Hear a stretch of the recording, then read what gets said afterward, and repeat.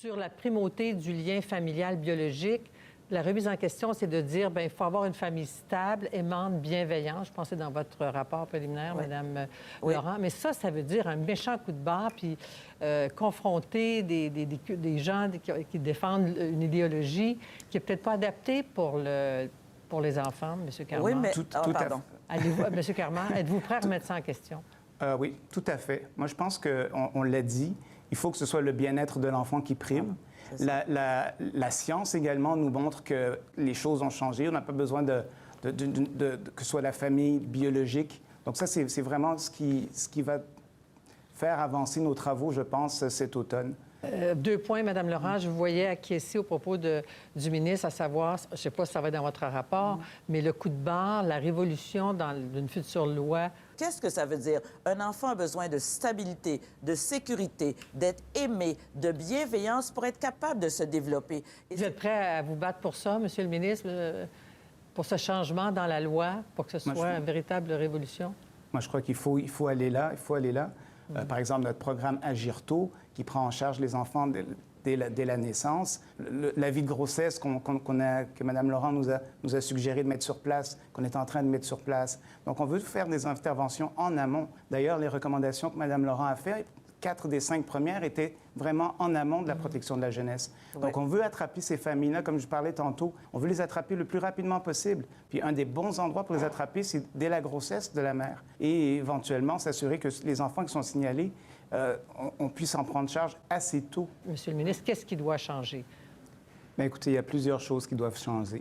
Je pense que, comme on a mentionné, il y a l'ajout de ressources. On a ajouté 600 personnes la première année quand on est arrivé à la protection de la jeunesse. Puis cette année, quand on a voulu rajouter un autre 300 intervenantes, donc il faut stabiliser les équipes, il faut valoriser les postes à la protection de la jeunesse et surtout faire valoir toutes les bonnes choses que nos intervenants font également. C'est-à-dire que la série, je suis très, très, très contente pour les intervenantes. Alors, Mme Laurent, votre rapport va être remis au ministre au plus tard le 30 avril. Oui. Alors, je me tourne vers M. Carman. Est-ce que vous avez en tête d'abord un échéancier? Est-ce que vous faites ce soir une promesse claire et ferme de ne pas le tabletter, ce rapport-là? Que ça ne va pas prendre 2, 3, 4 ans avant d'aller de l'avant? Ça, c'est sûr qu'en présence de Mme Laurent, je ne fais pas ça. Je ne dirai jamais ça et je promets que ce ne sera pas tabletté. Ouais. En fait, on a déjà amorcé les travaux pour regarder des changements à la loi de la protection de la jeunesse. On attend le rapport pour, évidemment, faire le travail de façon complète. Et nous, on s'attend à réouvrir la loi cet automne. Donc, ce soir, nous vous dévoilons les résultats du sondage tels que nous l'avons d'abord adressé aux 125 députés de l'Assemblée nationale du Québec, incluant notre premier ministre, M. François Legault, au commissaire de la Commission spéciale sur les droits de la personne, les droits des enfants et de la protection de la jeunesse, incluant Mme Régine Laurent, et également au premier ministre du Canada, le très honorable Justin Trudeau. Alors, les choses vont ainsi. Veuillez prendre acte, Madame la députée, Monsieur le député, que la présente découle du consentement d'un bon nombre de parents du Québec. À notre question, êtes-vous en accord avec l'abolition de la primauté parentale? En quelques jours seulement, par le biais d'un sondage, quelques milliers de citoyens et citoyennes de partout au Québec ont répondu non, et ce, dans une proportion de 98,7% des répondants.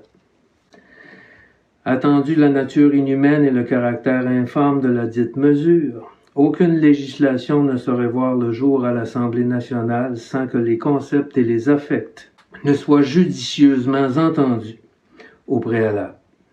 Et à chaque jour, il y a toujours plus de personnes qui répondent au sondage. S'il vous plaît, n'abandonnez pas et continuez à faire grandir la chaîne courriel pour informer toute la population, puisqu'il y a beaucoup de gens qui ne savent pas.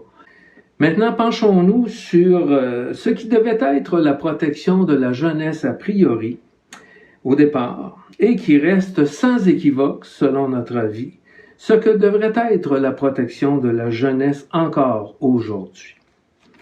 Donc, remontons le temps en avril 1973, dans le cadre du débat législatif sur le projet de loi 65, déposé par messieurs Claude Castonguay et Jérôme Choquette à l'Assemblée nationale. Donc, il y a exactement 48 ans, Castonguay et Choquette voulaient, avec raison, retirer des mains des affaires sociales un pouvoir exclusif, jusque-là sous l'emprise de ce ministère, notamment avec la loi sur les écoles de réforme de Maurice Duplessis. Suite au désastre des orphelins de Duplessis encore chaud dans l'inconscient collectif, l'élément central du projet de loi 65 visait à assurer une surveillance du travail terrain par le biais du ministère de la Justice, dans un esprit de désinstitutionnalisation et de respect des droits des personnes et des enfants. Donc, voici quelques extraits de témoignages du mois d'avril 1973 entendus devant la commission parlementaire de ce projet de loi 65. Le témoignage le plus marquant fut celui de la spécialiste de l'heure au Québec, et ce, dans un climat de confrontation avec les ministres responsables de toute évidence. Donc, je cite, « Je suis le docteur Jolieu, pédiatre, présidente du comité des enfants maltraités à l'hôpital Sainte-Justine, à ma droite, mademoiselle Janine Filion, travailleuse sociale, directrice du service social à l'hôpital Sainte-Justine, à ma gauche, madame Legendre Roberge. Tout d'abord, qu'est-ce que l'enfant maltraité? Il en existe, en fait, dans la littérature, deux définitions. Une qui est classique, qui est la définition restrictive, et l'autre qui est plus élargie. La première, la définition restrictive, va désigner tout enfant mineur qui va subir par la suite de violences infligées, délibérément des blessures de gravité variable. Ces blessures sont infligées par son gardien légal, qu'il s'agisse de ses parents naturels ou d'une famille d'accueil. Donc, cette première définition a trait à des blessures physiques mettant en danger la santé et éventuellement la vie de l'enfant. La deuxième définition de l'enfant maltraité, ce qu'on appelle en anglais « abused child », est la plus élargie. Elle va désigner tout enfant qui, pour quelque raison que ce soit, ne reçoit ni les soins, ni la nourriture, ni le logement, ni le climat psychologique propre à assurer son développement harmonieux et propre à lui assurer l'accès à une vie adulte responsable et digne de ce nom. En effet, si nous nous basons sur des statistiques absolument sérieuses, dit Madame Jolieu, qui existe aux États-Unis, le docteur Elfer mentionne et affirme que l'incidence d'enfants maltraités se situe aux environs de 300 par million de population et par année. Ceci pour les cas maltraités définis suivant la première définition. L'incidence réelle dans la province de Québec, qui nous concerne tous, est inconnu. Il est relativement difficile de penser que notre culture, notre mode de vie, soit essentiellement différent de ceux de nos voisins du Sud. Pour la province de Québec, le nombre d'enfants maltraités peut s'élever à 1800 par année. Si la définition élargie était acceptée, nous en aurions 700 par million, ce qui porterait à 4000 par année dans la province de Québec. La population d'enfants étant à ce moment de 2,2 millions.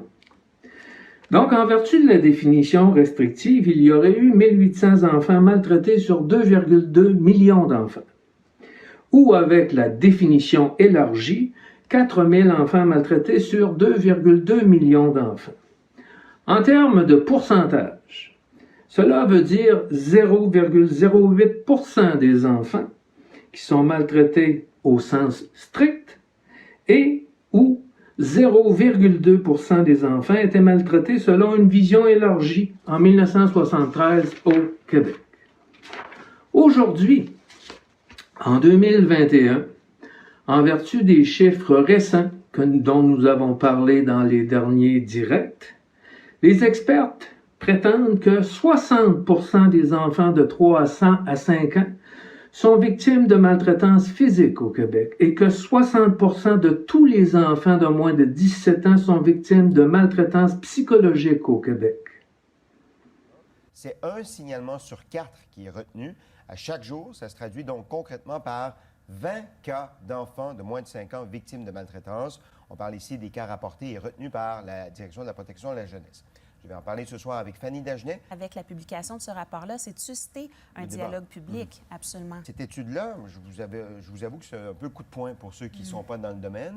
20 cas retenus chaque jour d'enfants maltraités. C'est augmentation de 27 % des cas fondés. Les gens appellent plus et ça, en tant que tel, c'est une bonne nouvelle. Ce qu'on sait également, c'est que les conditions dans lesquelles vivent les tout-petits ont des conséquences, influencent en fait le risque de situation de maltraitance de se produire et notamment les conditions socio-économiques dans lesquelles vivent les tout-petits. On pense aux revenus, bien évidemment, mais Toutes les études vont dans cette direction-là. Alors, si on est là ce soir pour en parler, puis si ce message-là réussit à se rendre sur les collines de l'Assemblée nationale, peut-être que cette priorité-là va bouger un peu plus haut sur l'agenda politique. Est-ce la définition de la maltraitance qui a changé?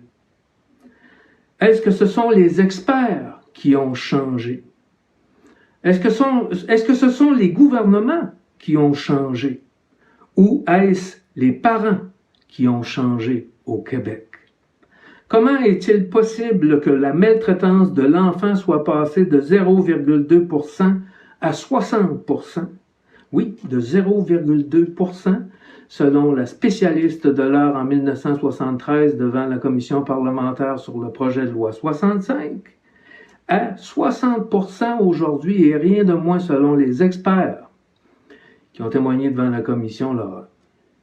La réponse à cette question est fort simple. C'est purement impossible.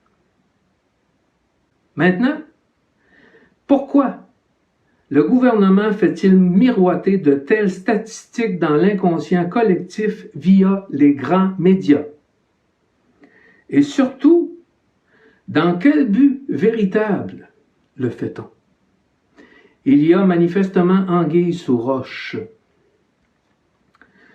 En vérité, le nombre d'enfants mineurs a réduit de 30 % puisqu'il y avait 2,3 millions d'enfants en 1970 et il en reste maintenant 1,6 million en 2021.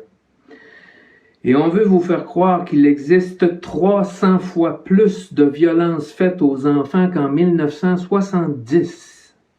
Pourquoi? Cet état de choses est très inquiétant. Par ailleurs, dans cette même commission parlementaire d'avril 1973, voici ce que disait la Corporation des travailleurs sociaux professionnels. La Corporation des travailleurs sociaux professionnels du Québec compte 1400 membres. Il nous paraît donc inconcevable qu'un tel regroupement de professionnels n'ait pas été consulté dans l'élaboration de ce projet. Les travailleurs sociaux professionnels ont aussi une préoccupation communautaire, nous dit-on. Nous insistons donc sur les recommandations suivantes et déjà formulées, que les services déjà développés, la philosophie et les méthodes de travail continuent à relever du ministère des Affaires sociales et non pas du ministère de la Justice, comme le voulaient les deux ministres derrière le projet de loi. Nous pensons que les mécanismes qui sont déjà en place dans les cas de placement institutionnel pourraient facilement être maintenus. On avait des mécanismes en place qui étaient excellents. Il nous paraît que le gouvernement met actuellement sur pied, d'une façon un peu trop hâtive, une structure de service qui est beaucoup trop technique, risquant ainsi de passer à côté de l'aspect humain des problèmes auxquels ce projet s'adresse. Parenthèse. C'est essentiellement, Madame, Monsieur, le dicton de cet ordre professionnel des travailleurs sociaux du Québec, l'humain avant tout. Mais lorsqu'on prétend que 60 % des enfants sont maltraités et que par définition c'est moins de 1 % et bien plus, On veut abolir la primauté parentale pour jouir d'un pouvoir discrétionnaire illimité de placer les enfants en majorité en famille d'accueil, alors qu'initialement, au maximum, c'était prévu pour 6 mois maximum le placement. Ensuite, on veut donner les bébés des familles pauvres à l'adoption par des couples riches, et ceci en rayant le nom de famille de ces enfants de leur acte de naissance. Est-ce que l'aspect humain invoqué est pleinement et entièrement fondé sur l'humain avant tout? La vision communautaire de cet ordre professionnel qui continue de déclarer de fausses maladies mentales devant les tribunaux est-elle appropriée aux droits fondamentaux de la personne?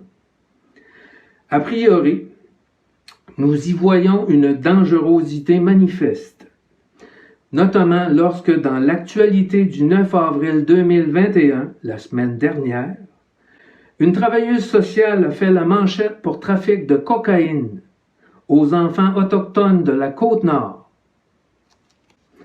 Aujourd'hui, ce n'est plus 1400 membres, mais plutôt 15 000 travailleuses sociales qui sont sur le terrain avec de bons emplois gouvernementaux bien payés. Je l'ai répété des centaines de fois, la grande priorité, c'est de créer des emplois mieux payés. La plus grande priorité, c'est de créer des emplois. On a besoin de millions d'emplois payants. Comment on va faire ça, Monsieur le Président?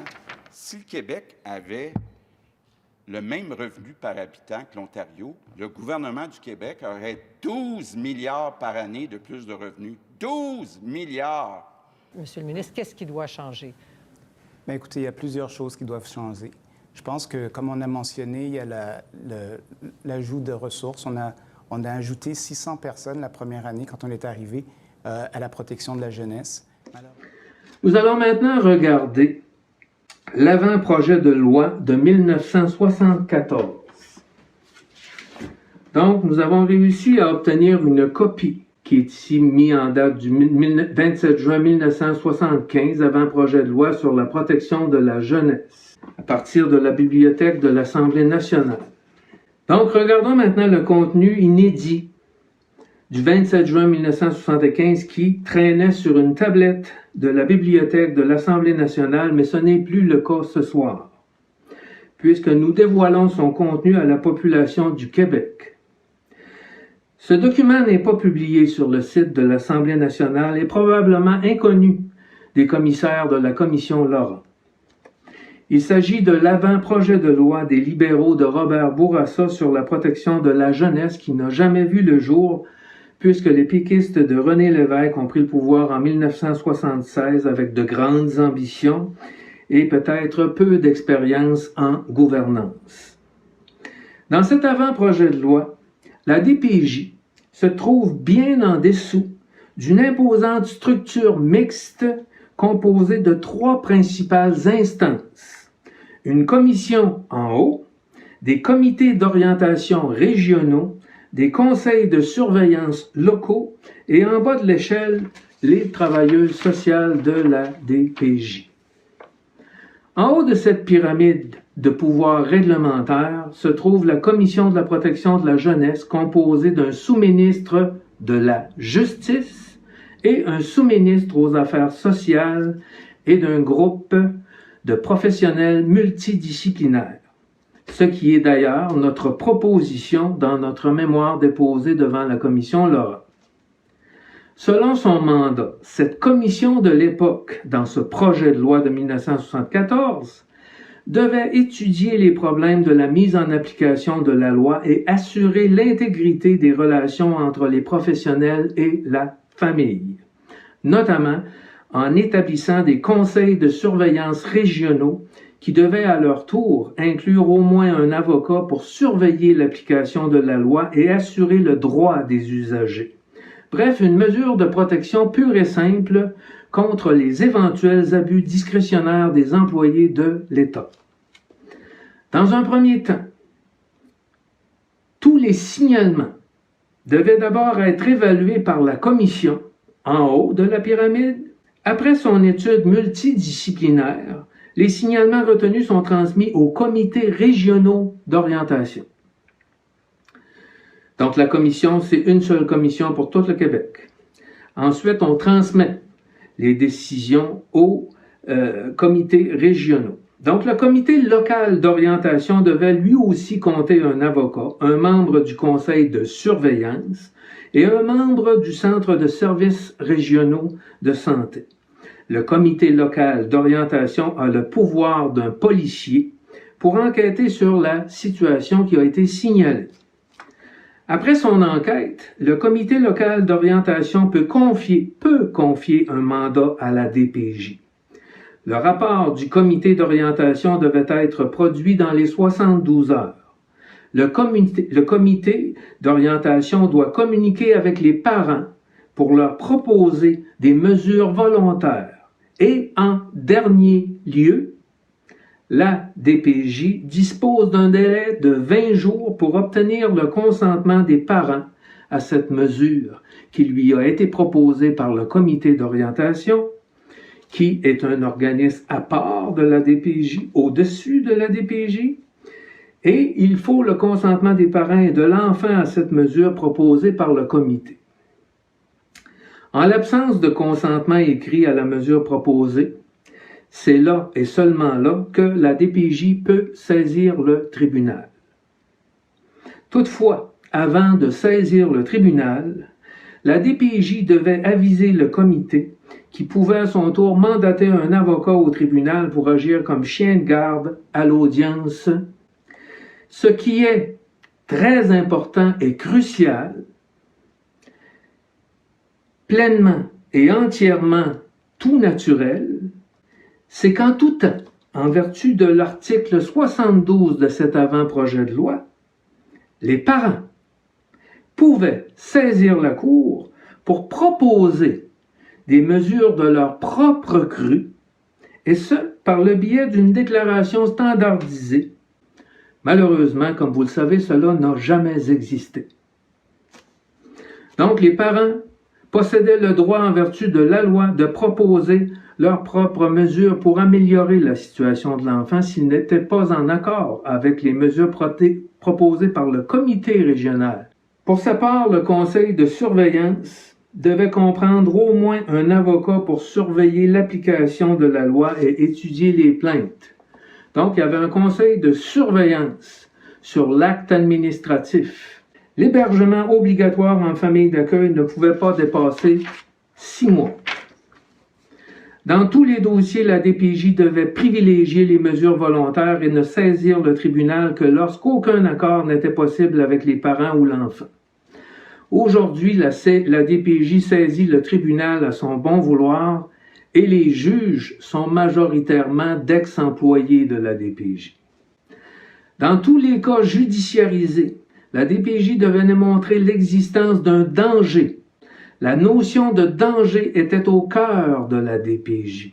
Mais aujourd'hui, c'est la notion de risque de compromission qui a force de loi et qui est interprétée avec largesse par de jeunes filles de 20 ans au nom du concept élastique de l'intérêt de l'enfant. La notion de danger, qui était au cœur de l'affaire, était pleinement associée aux conditions matérielles proportionnelles aux ressources de la famille. Cette réserve n'existe manifestement pas maintenant et on peut plutôt y voir la discrimination sociale envers les minorités les plus pauvres de notre société. C'est sous la pression de groupes d'intérêt que le gouvernement a donné le plein pouvoir à la DPJ en 1978. Malheureusement, les mécanismes de surveillance et de protection n'ont jamais vu le jour. C'est le plein pouvoir accordé à la DPJ et ses travailleuses sociales qui a été adopté par le législateur. Ce que nous propose aujourd'hui la Commission Laurent et le ministre Carman, c'est de confier le pouvoir de toute cette immense structure entre les mains d'une seule personne, Madame Lemay, à titre de sous-ministre et directrice provinciale, est en poste depuis 2 semaines. Bref, le gouvernement de François Legault a confié à une ex-employée de la DPJ un pouvoir réglementaire qui devait être dévolu en 1975 à une structure multidisciplinaire complexe, conjointement pilotée par 2 ministères, avec des avocats partout. Ils n'ont pas les moyens de donner les services. Madame Lemay, premièrement, va être une sous-ministre adjointe, donc elle va être à la table. Donc elle va être à la table lors des discussions. Les DPJ et les directeurs jeunesse vont pouvoir se rapporter à elle directement. Et on veut continuer à appuyer la protection de la jeunesse et le développement de la jeunesse. Ce que j'aime de Mme Lemay, c'est qu'elle elle voit un peu la situation comme nous. Dans cet état de choses, Madame, Monsieur, la situation est encore beaucoup plus inquiétante qu'elle l'était en 1970. Aujourd'hui, le ministère de la Justice n'est même pas impliqué. Aucun organisme n'est mandaté pour surveiller cette directrice provinciale et c'est un autre chèque en blanc que l'on renouvelle pour les travailleuses sociales du Québec. Concernant notre alerte sociale maintenant, plusieurs personnes se sont montrées très inquiètes et avec raison. Nous avons reçu plusieurs communications à cet effet. On nous a demandé si nous avions l'intention de saisir les tribunaux contre le gouvernement. Premièrement, un organisme sans but lucratif ne peut pas s'engager sur cette voie. Par ailleurs, pour l'instant, il y a lieu d'être patient et attendre la prochaine session parlementaire tout en maintenant l'œil grand ouvert et en sollicitant le Conseil des ministres au cours des prochains mois. Suite à nos interventions, il est possible que le gouvernement ne parle plus jamais de la question de l'abolition de la primauté parentale. Le cas échéant, aucune autre action ne sera nécessaire. Par exemple, je tiens à vous rappeler qu'au printemps 2020, en mon nom personnel, j'ai envoyé une mise en demeure de 48 heures au ministre Lionel Carman. La DPJ empêchait tous les parents de voir leurs enfants qui avaient un dossier ouvert, alors que tous les autres enfants du Québec pouvaient circuler entre les demeures de leurs 2 parents séparés. En bref, je demandais respectueusement au ministre Carman de me répondre en ce qui concerne la mise en application de l'arrêté ministériel 2020-06, sinon j'allais saisir la Cour supérieure du district de Québec d'une injonction interlocutoire. En l'absence de réponse, le lundi suivant, j'ai adressé une correspondance aux 125 députés de l'Assemblée nationale en leur demandant à leur tour de saisir le jurisconsulte de l'Assemblée nationale du Québec pour obtenir un avis juridique sur la question. Le lendemain matin, la ministre de la Santé, Mme Danielle McCann, annonçait l'abolition de l'arrêté ministériel pour le remplacer par l'arrêté 2020-032. Il est important de souligner ici que le but recherché n'est pas la confrontation avec le gouvernement, mais plutôt la collaboration. Il faut bien comprendre, Madame, Monsieur, que l'Assemblée nationale détient le pouvoir suprême sur notre territoire du Québec. Certes, le pouvoir judiciaire est très grand et puissant. Toutefois, le judiciaire reste soumis à l'esprit législatif du législateur auquel il ne peut déroger. Par conséquent, nous croyons qu'il est préférable de diriger nos efforts vers le pouvoir suprême au lieu de confronter le pouvoir administratif du gouvernement devant les tribunaux pour modifier certaines choses. Depuis trop longtemps, les citoyens font confiance à une poignée d'individus dans un système représentatif. L'heure est venue de nous lever devant l'Assemblée législative pour y faire connaître notre point de vue sur les questions fondamentales qui nous concernent, comme c'est le cas en parlant de l'abolition de la primauté parentale. Ça nous concerne tous. Premièrement, nous devons nous concerter et mandater un porte-parole dans l'arène parlementaire. Les choses ont changé et nous ne pouvons plus rester silencieux. À titre de parents, nous devons nous affirmer. Les enfants ont besoin d'amour comme tout être vivant. Une loi naturelle existe depuis des milliers d'années et les parents sont les mieux placés pour leur donner cet amour. La politique et la loi ne possède pas le moyen d'aimer. L'amour filial doit être préservé et c'est la seule voie, même si aucun parent n'est parfait. Maintenant, madame, monsieur, prenez acte de ceci. Ce que vous pouvez décider massivement sur la question de la primauté parentale, aucun gouvernement ne pourra s'y opposer, parce que ce serait une infamie. Madame, monsieur, je suis soucieux de vos liens de sang avec vos enfants, vos frères, vos sœurs et vos parents. Soucieux des liens de sang, des Tremblay, Bélanger, Gauthier, Gagné, des Gagnon, Raymond, Vachon, Caron, des Girard, Ménard, Savard, Bouchard, des Cloutier, Dubé, Fournier, Grenier, soucieux des liens de sang des Gosselin, Morin, Fortin, Baudouin, des Giroux, Proulx, Larouche, Rioux, des Lambert, Gilbert, Robert, Boisvert, des Bilodeau, Perrault, Boudreau, Godreau, des Leblanc, Jean, Lachance, Plante, des Dupuis, Landry, Cyr, Paradis, des Thériault, Rousseau, Thibault, Charbonneau, comme des liens de sang des Langlois, Champagne, Lavoie, Roy, des Lapointe, Boivin, Desjardins, Terrien, des Paquettes, Turcotte, Odette, Ouellette, des Beaulieu, des Bédard, des Bolduc, des Boulets, pour ne nommer que ceux-ci. Et de les nommer aux côtés de toutes les communautés culturelles de tous les coins du monde qui ont choisi de venir vivre au Québec avec leurs enfants. Souvenons-nous, tous ensemble, que le principe de la primauté parentale est l'héritage de nos ancêtres qui ont versé leur sang pour défendre ce principe universel.